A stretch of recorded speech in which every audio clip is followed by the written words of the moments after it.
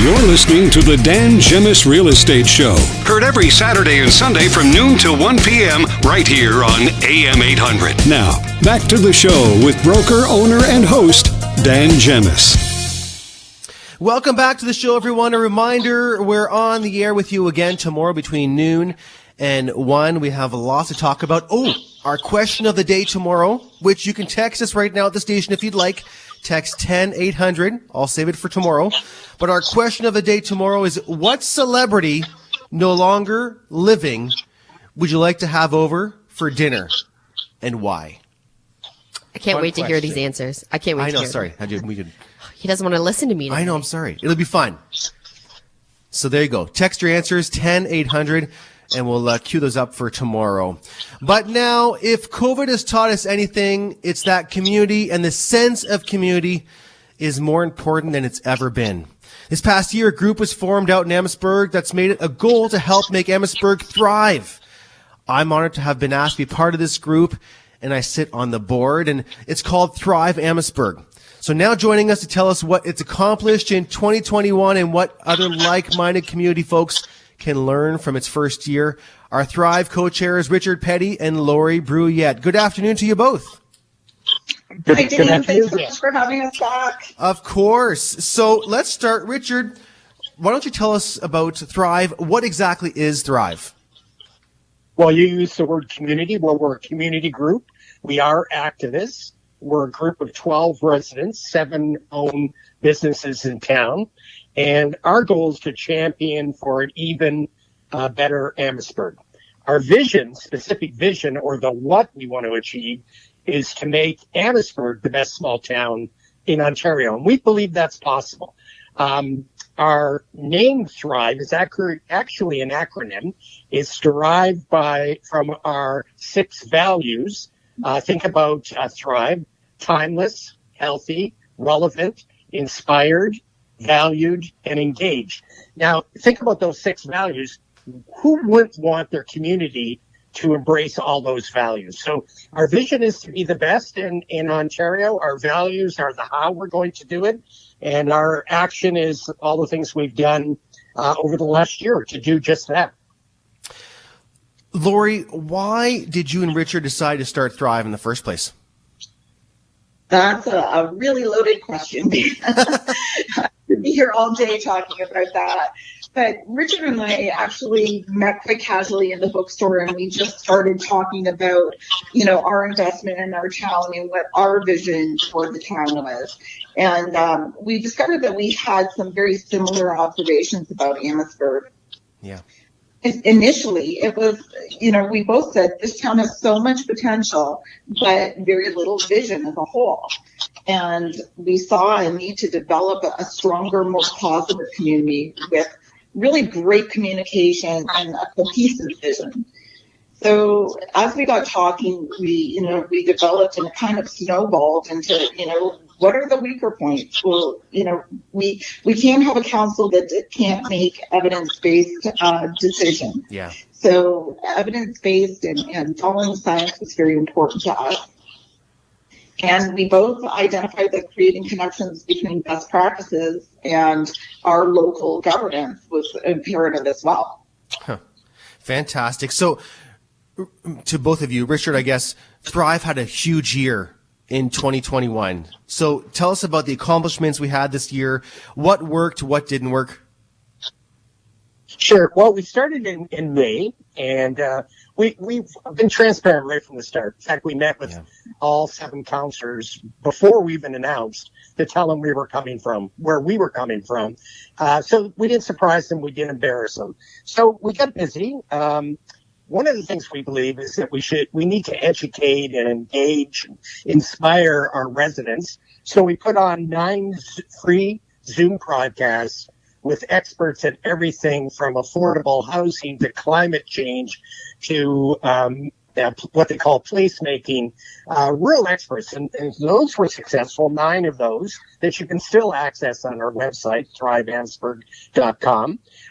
We believe in, again, being transparent and looking for feedback from residents. So we did 3 different surveys to ask people what they thought about certain things.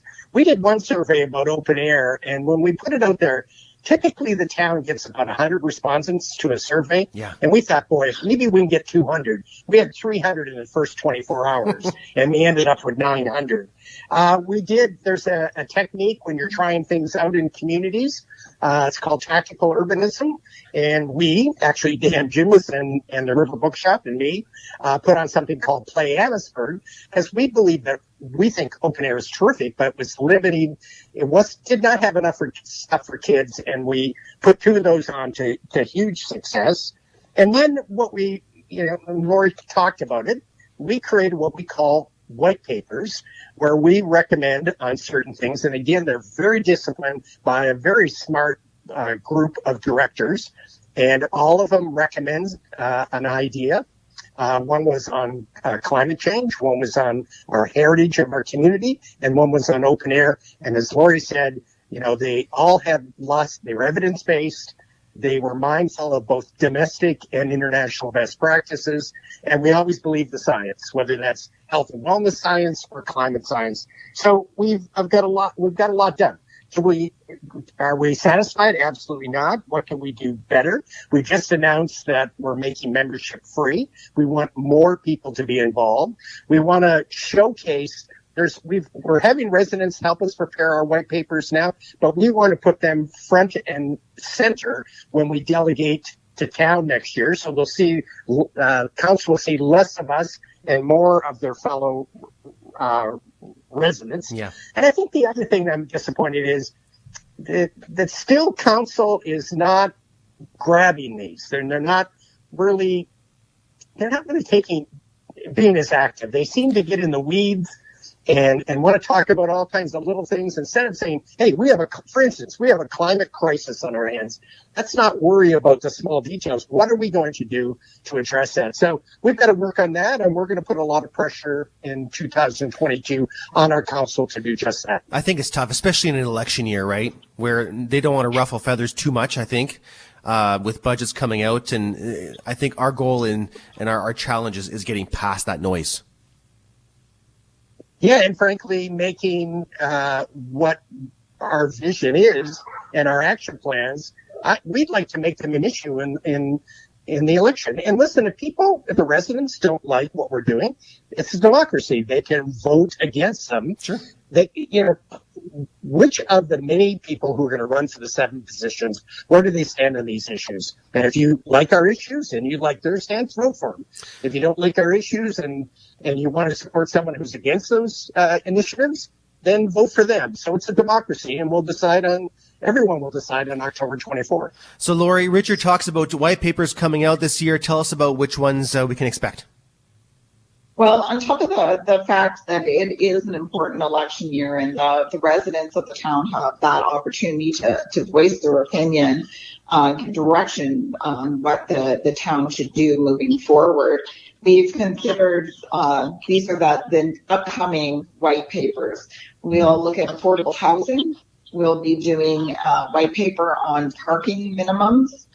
I'll be having a white paper on arts and culture for the town. We have phase 2 to our climate change initiative. We're looking at active transportation, speed limits in the town, and we'll again be taking another run at Streets Are for People. This is phase 2 as well.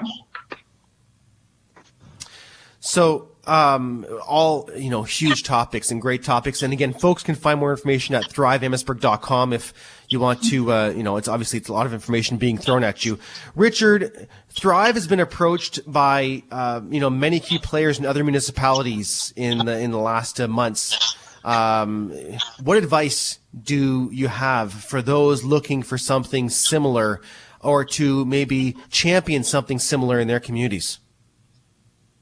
It's not surprising we have been approached, because we're getting lots of visibility. TVO, all of Ontario, did a thing on us. We've been in the news constantly. And what Amherstburg is facing, in some ways, everyone's looking for more major businesses to come in.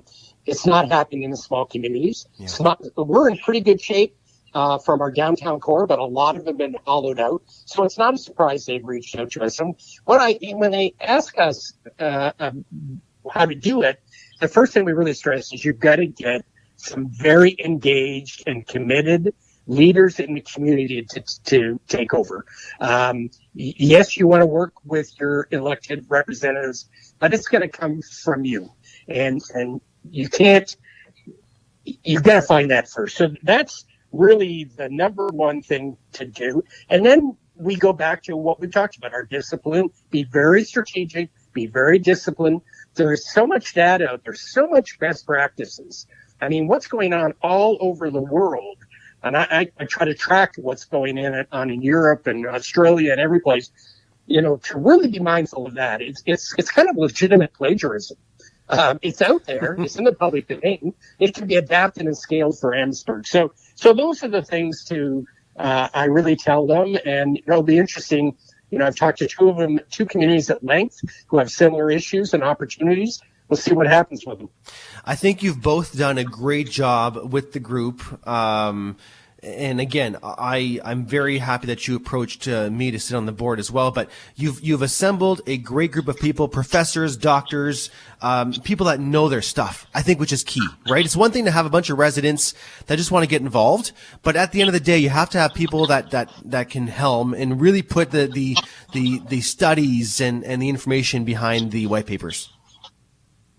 You always want the residents, but you don't want the usual suspects. We really came to that when Lori and I are sitting there go, geez, we can get people who really know something about this stuff. Yeah. Lori and I have read a lot of books.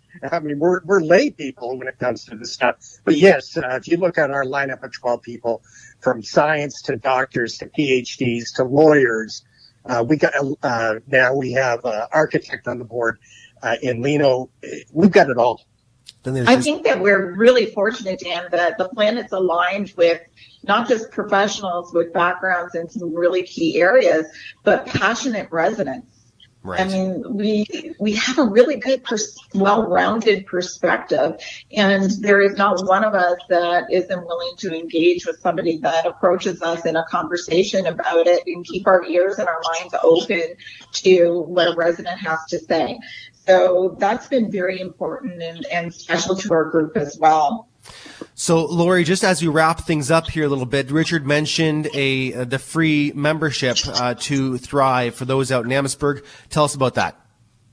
Yeah, well, initially we started, we have the practice of charging a small fee and then providing books for people to get up to speed on our different areas. Now what we've done is we've loosened that up a little bit. We no longer have a membership fee to Thrive. We encourage all members to really bring themselves up to speed, of course, but we've opened up the membership and kind of eliminated that barrier so anyone can join the group that is interested. We currently have over 160 members and many people raising their hands to participate in the different white papers. So again, as I think Richard had mentioned, you can find us at thriveamherstburg.com. We've got a very comprehensive website, and you can link to join through there and also link to participate in a white paper of your interest. So it's set up really smoothly, and we're growing by the minute. Fantastic. Love hearing that. Listen, Richard Petty, Lori Brouillette, co-chairs of Thrive Amherstburg, thank you for your time today.